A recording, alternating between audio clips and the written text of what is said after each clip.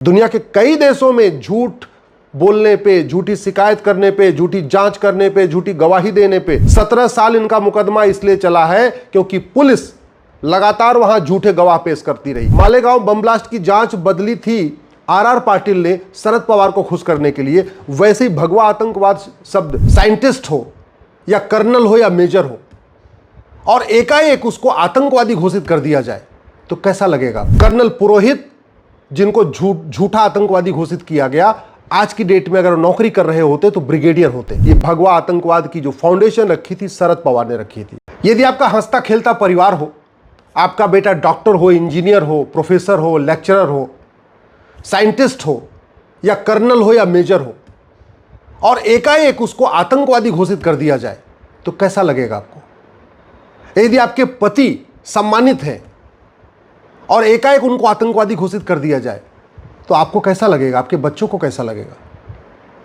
लेकिन ये हुआ है भारत में और कई बार हुआ है। और क्यों हो रहा है? क्योंकि हमारा कानून घटिया है, न्यायिक व्यवस्था सड़ चुकी है। कर्नल पुरोहित जिनको झूठा आतंकवादी घोषित किया गया, आज की डेट में अगर नौकरी कर रहे होते तो ब्रिगेडियर होते। मेजर रमेश उपाध्याय जिन्हें आतंकवादी घोषित कर दिया गया था मालेगांव बम ब्लास्ट में, आज की डेट में अगर नौकरी कर रहे होते तो वो लेफ्टिनेंट जनरल होते। लेकिन 17 साल लग गए उनको अपने आप को निर्दोष साबित करने में। ऐसी सड़ी हुई न्यायिक व्यवस्था है कि झूठा आरोप लगने के बाद उनको निर्दोष साबित करने में 17 साल लग गए। और जिन लोगों ने झूठा फंसाया, जिन्होंने उनकी जिंदगी बर्बाद किया, उनको कुछ नहीं हुआ। जिन लोगों ने साध्वी प्रज्ञा को, कर्नल पुरोहित को, मेजर रमेश उपाध्याय को और बाकी लोगों को रात रात भर नंगा करके मारा, तड़पा तड़पा के मारा, उल्टी सीधी गालियां दी, उनको कुछ हुआ क्या? कुछ नहीं हुआ। यह है भारत की पुलिस व्यवस्था, यह है भारत की प्रशासनिक व्यवस्था और यह है भारत की न्यायिक व्यवस्था। आप भगवा आतंकवाद शब्द तो सुशील शिंदे ने दिया था, लेकिन भगवा आतंकवाद शब्द की नींव शरद पवार ने रखा था, 2008 में रखा था। जैसे मालेगांव में बम ब्लास्ट 2008 में हुआ, सिमिलर बम ब्लास्ट 2006 में भी हुआ था। और जब 2006 में बम ब्लास्ट हुआ था, उस समय एटीएस ने जांच किया था तो पता चला था वो बम ब्लास्ट लश्कर तोयबा ने सिमी के सहयोग से किया था। एकदम उसी तरीके का बम ब्लास्ट 2008 में हुआ और नवरात्र के एक दिन पहले हुआ। रमजान का महीना भी चल रहा था और अगले दिन नवरात्र शुरू होने वाला था। उस समय ये बम ब्लास्ट हुआ 28 सितंबर 2008 को और इसको भगवा आतंकवाद घोषित कर दिया गया। और घोषित करवाना कोई और नहीं, सुशील शिंदे नहीं, ये भगवा आतंकवाद की जो फाउंडेशन रखी थी शरद पवार ने रखी थी। हुआ ये कि जैसे ही 28 सितंबर 2008 को ये बम ब्लास्ट हुआ, उसके एक सप्ताह के बाद 5 से 6 अक्टूबर को एनसीपी का अधिवेशन था मुंबई के अलीबाग में। उनका राष्ट्रीय अधिवेशन था, सारे नेता आए हुए थे देश भर के, उनके सारे कार्यकर्ता जितने पदाधिकारी आए थे। उसके समापन भाषण में शरद पवार ने वहीं खुलेआम कहा था कि जब जब कोई आतंकवाद होता है, आतंकवाद की घटना होती है, आप लोग हमेशा सिमी के पीछे क्यों पड़ जाते हैं, मुस्लिम संगठनों के पीछे क्यों पड़ जाते हैं, आप बजरंग दल के पीछे और हिंदू संगठनों के पीछे क्यों नहीं पड़ते। और ये बात कही थी उस समय के गृह मंत्री आर पाटिल के बगल में। वहीं आर पाटिल भी थे, चूंकि आर पाटिल जो महाराष्ट्र के गृह मंत्री थे वो शरद पवार की पार्टी के थे। चूंकि उनको अपनी सीट बचानी थी, पार्टी अध्यक्ष खुलेआम कह रहा है कि हमेशा तुम लोग मुस्लिमों के पीछे क्यों पड़ते हो, बजरंग दल के पीछे क्यों नहीं पड़ते, हिंदू संगठनों के पीछे नहीं पड़ते। तो अपने पार्टी आलाकमान यानी शरद पवार को खुश करने के लिए ये पूरी की पूरी जो जांच थी इसको बदल दिया उस समय के गृह मंत्री आर पाटिल ने। हम लोग तो बार बार सुशील शिंदे को कहते हैं, हाँ सुशील शिंदे ने बोला भगवा आतंकवाद, लेकिन वो भी खुद नहीं बोला, उनसे कहलवाया गया, वो भी पार्टी अध्यक्ष के कहने पे किए। जैसे मुंबई में मालेगांव बम ब्लास्ट की जांच बदली थी आर पाटिल ने शरद पवार को खुश करने के लिए, वैसे ही भगवा आतंकवाद शब्द उपयोग किया था शिंदे ने सोनिया गांधी को खुश करने के लिए। लेकिन न आर पाटिल का कुछ हुआ, न शरद पवार का कुछ हुआ, न शिंदे का कुछ हुआ, न सोनिया का कुछ हुआ। हाँ, ये बेचारे 12 में से 7 लोग 17 साल तक लड़ते रहे, बेइज्जती झेलते रहे, अपना पैसा उन्होंने बर्बाद किया, पूरा कैरियर खराब किया, सब कुछ कर दिया। और क्यों किया? क्योंकि वो राष्ट्रहित के लिए काम कर रहे थे। आप खुद सोचिए, साध्वी प्रज्ञा जिन्होंने अपना सब कुछ छोड़ दिया, घर परिवार छोड़ दिया, शादी विवाह नहीं किया, परिवार नहीं बसाया, साध्वी हो गई, उनको आतंकवादी घोषित कर दिया। कई इसमें टारगेट थे। एक टारगेट था सारे भगवाधारियों को बदनाम करना, साधुओं को बदनाम करना, हिंदुओं को बदनाम करना, हमारे सेना को बदनाम करना कि सेना में भी कर्नल पुरोहित और मेजर रमेश उपाध्याय जैसे लोग आतंकवादी होते हैं, हमारी सेना को बदनाम करना। एक ही तीर से कई निशाना साधा। और ये निशाना क्यों साधा? क्योंकि हमारा कानून घटिया है, हमारी न्यायिक व्यवस्था सड़ी हुई है। मैं आप लोगों से कहता हूं, आवाज उठाइए। आज नहीं तो कल आपका भी बच्चा कोई सेना में होगा, कहीं कहीं होगा, हो सकता है कल को उसको भी झूठा फंसा दिया जाए। अगर आप आवाज नहीं उठाएंगे, आज नियम घटिया नियम कानूनों को बदलने की मांग नहीं करेंगे, तो कल आपके भी परिवार के, आपके भी रिश्तेदार को झूठे केस में फंसाया जा सकता है। और ये कानून इतना घटिया है, इसीलिए आज की डेट में जो लोग राष्ट्रहित के लिए काम करते हैं, समाज के लिए काम करते हैं, देश के लिए काम करते हैं, वो भयभीत रहते हैं। पता नहीं कौन सी सरकार, कौन सी पार्टी कब झूठा केस करवा दे। हो सकता है झूठा बलात्कार का केस करवा दे। हमसे मथुरा वृंदावन के बहुत सारे कथावाचक, हमसे एक बार बैठक हो रही तो उन्होंने कहा कि साहब हम लोग तो देश के लिए बोलना चाहते हैं, लेकिन डर लगता है कल को कोई आएगा आश्रम में और कह देगा जी हमारे साथ तो छेड़छाड़ हो गई, बलात्कार हो गई, हमारी तो पूरी जिंदगी भर की हमारी तपस्या बर्बाद हो जाएगी।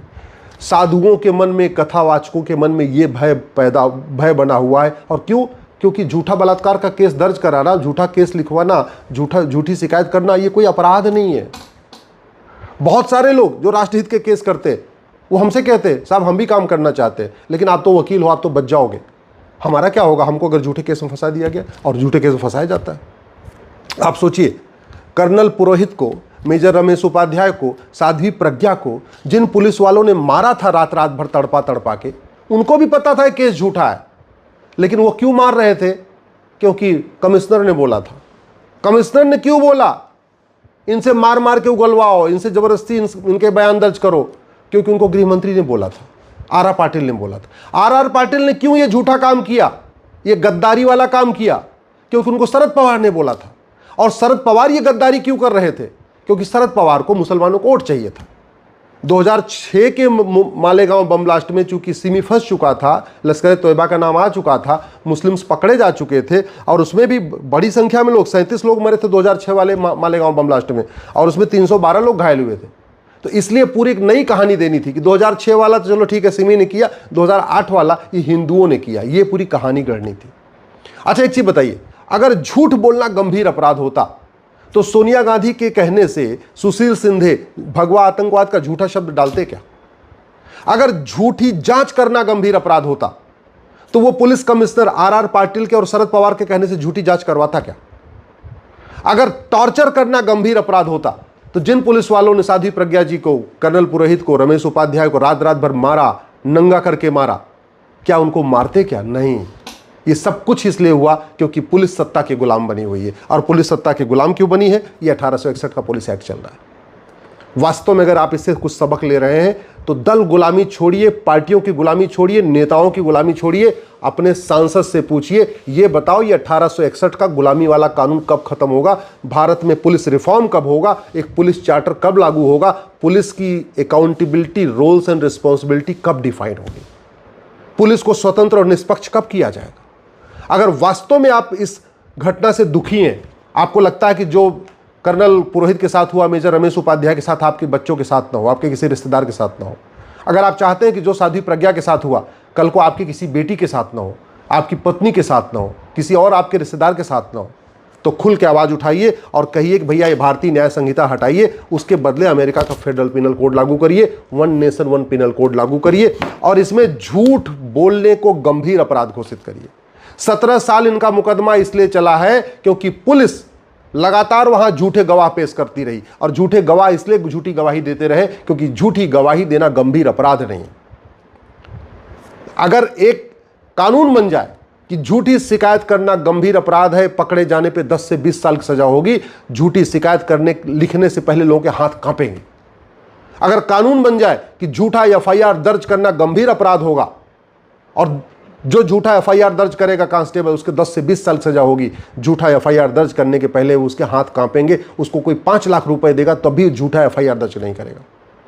अगर ये कानून बन जाए कि झूठी जांच करना देशद्रोह है, झूठी जांच करना देश के साथ गद्दारी है, झूठी जांच करने पे 10 से 20 साल की सजा होगी, और झूठ पकड़ने के लिए नार्को पॉलीग्राफ ब्रेन मैपिंग कानून बना दिया जाए, तो चाहे वो सब इंस्पेक्टर हो, चाहे इंस्पेक्टर हो, चाहे हवलदार हो, चाहे वो थानेदार हो, चाहे वो डिप्टी एसपी हो, चाहे वो कमिश्नर हो, झूठी जांच करने के पहले उसके हाथ कांपेंगे।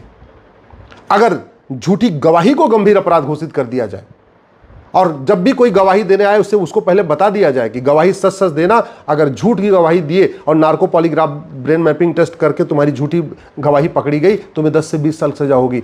अरे 2-4 लाख तो छोड़िए, भाई भाई के लिए झूठी गवाही नहीं देगा, पिता अपने पुत्र के लिए झूठी गवाही नहीं देगा, पत्नी अपने पति के लिए झूठी गवाही नहीं देगी।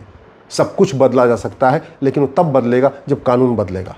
दुनिया के कई देशों में झूठ बोलने पे, झूठी शिकायत करने पे, झूठी जांच करने पे, झूठी गवाही देने पे 10 से 20 साल की सजा है। ये भारत में क्यों नहीं बन रहा?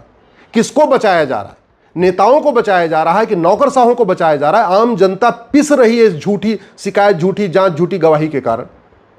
केवल नेता और नौकरशाह अपनी दुकान चलाने के लिए घटिया कानूनों को कंटिन्यू किए हुए। आवाज उठाइए, दल गुलामी छोड़िए। कल को आपके बच्चों को भी देशद्रोही घोषित कर दिया जाएगा, आतंकवाद घोषित कर दिया जाएगा, आपको भी 17 साल लग जाएंगे बेगुनाह साबित करने में। इसलिए मैं जो कह रहा हूं कानून, इन कानूनों को बदलने की मांग करिए। आखिर सिंधे का था कुछ नहीं हुआ, क्यों? क्योंकि भगवा आतंकवाद कहना फ्रीडम ऑफ स्पीच है। सिंधे को पकड़ के नार्को पॉलीग्राफ ब्रेन मैपिंग कानून करे तो सीधे सीधे सोनिया गांधी का नाम लेगा, लेकिन ऐसा हमारे पास कानून ही नहीं है, हमारे पास ऐसा कुछ है ही नहीं है। इसलिए मैं कहता हूं, भारत को अगर आप चाहते हैं कि भारत सुरक्षित रहे, आपकी आने वाली पीढ़ियां सुरक्षित रहे, तो यूनिफॉर्म पिनल कोड लागू करने की मांग करिए, यूनिफॉर्म पुलिस कोड लागू करने की मांग करिए, यूनिफॉर्म जुडिशियल कोड लागू करने की मांग करिए, यूनिफॉर्म सिटीजनशिप कोड लागू करने की मांग करिए और जस्टिस विद इन ईयर लागू करने की मांग करिए। कि अगर एक बार झूठी शिकायत हो भी जाए, झूठी जांच हो भी जाए, तो कम से कम साल भर के अंदर दूध का दूध पानी का पानी हो जाए। और ये हो सकता है, 100% हो सकता है, मैं गारंटी के साथ कहता हूं। लेकिन नियम कानूनों को बदलना पड़ेगा। मुख्यमंत्री बदलने से, सरकार बदलने से, सांसद विधायक बदलने से, गृह मंत्री बदलने से व्यवस्था में कोई परिवर्तन नहीं आएगा। व्यवस्था तब बदलेगी जब कानून बदलेगा। कानून बदले बिना ऐसे एज इट इज चलता रहेगा। कल को फिर कोई भगवा आतंकवाद बोलेगा, कल को फिर किसी कर्नल को आतंकवादी घोषित किया जाएगा, कल को फिर किसी मेजर को। और ये भी हो सकता है, ये जो झूठ शिकायत, झूठी जांच, झूठी गवाही, इसके चक्कर में किस दिन आपका परिवार भी पड़ सकता है। इसलिए मैं कहता हूं, भारत को बचाना चाहते हैं, समाज को बचाना चाहते हैं, अपने परिवार को बचाना चाहते हैं, देश को सुरक्षित बचाना चाहते हैं, तो भारत में जस्टिस विद इन ईयर लागू करने की मांग करिए।